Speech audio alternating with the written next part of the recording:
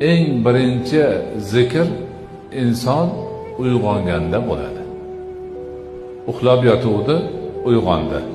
Ko'zi ochildi, o'zini demak uyg'onganligini bildi, hayotga qaytda, yana qaytganini his qildi. Chunki uxlaganda hech narsani bilmay yotgan edi. Agar Alloh xohlamasa turmay ham qo'yaverar edi. Ko'pchilik yotganidan keyin turmay qolyapti. Ana yarim o'lik bo'lgan odam uyg'ondi, o'ziga keldi, hayotga qaytdi.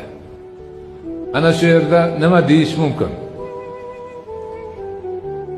Boshqalar nima deydi? Xohlagan gapini aytadi. Birov yana ozgina uxlasam bo'lardi deydi. Birov voy kech qolgan-u, falon yerga borishim kerak edi deydi. Yana kimdir choyni kim qaynatadi deyishi mumkin. Nima desa deydi.